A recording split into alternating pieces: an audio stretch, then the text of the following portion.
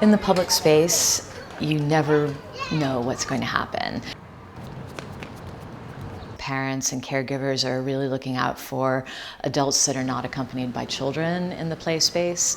But then other things as simple as being careful of how the larger kids are playing around the smaller kids and really trying to encourage a sense of responsibility for the others that are sharing the space with you.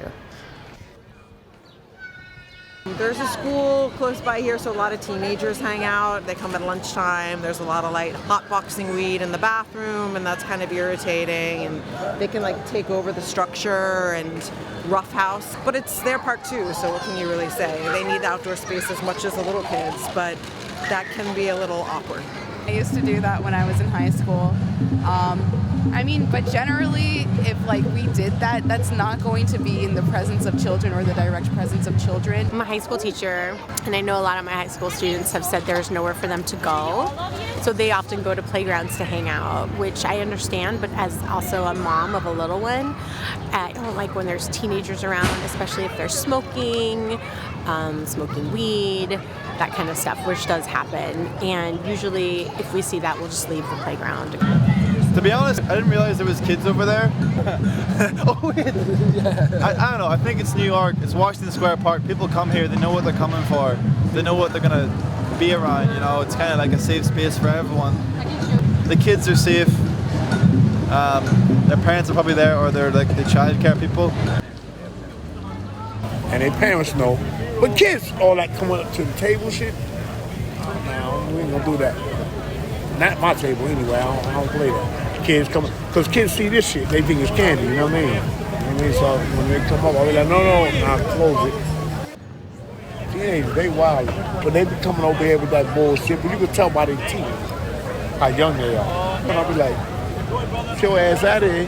I deal with grown people, you know what I mean? If you grown, I'm fucking with you, you know what I mean? New York City's no smoking in parks rule really runs the gamut from vaping to weed. If kids are hanging out smoking on the fire escape, we've just asked them to leave. It's also the rule for adults who are passing through and decide to light up a cigarette halfway through the playground area. So it's not the building, it's the park space itself. You're not allowed to smoke in a New York City park.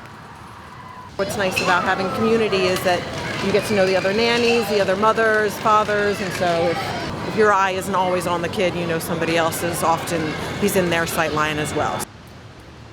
From families to teenagers to people well into their 80s who've been playing in the park for many, many years. I think usually everyone's pretty aware. In any park you have people doing stuff they shouldn't, people stuff drinking, smoking, anything, but it's usually there's a balance, people stay in their own area, try not to get up in the other's face. Park staff is stretched very thin. The Parks Department has long advocated for 1% of the city budget to maintain city parks, and we're now in a phase where Parks is looking at a 4% cut from the mayor, and a large portion of that funding goes toward the care and maintenance and supervision of parks throughout the city. Wealthier neighborhoods like Park Slope have, beautiful parks because people volunteer and they give money to help care for the garden spaces. Less resourced communities really suffer. They don't have the park maintenance staff that's pitching in to care for the parks, and they also don't necessarily have access to even parks enforcement. There are 2 parks enforcement officers in Brooklyn. See them? See those 2 officers? Oh, my eyes on them, baby. That guy, he's the guy that's got to come around and be like, all right, shut it down, man. Because 2 days ago, he came around and told you, and I hit them. I had to have them submitted. They didn't shut down, and they took 8 of them in. Because they do make sweets, Tuesday and Thursday. Call them TNT. I don't think everybody's out here carefree on a regular 24/7. No.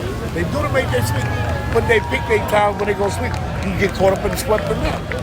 It's on you. One of the most important aspects of a safe park is having a lot of programming and a physical presence on the site with somebody who's responsible for the park. And that's really the emphasis of parks too. They're supposed to be a place of play and rest and wellness and relaxation.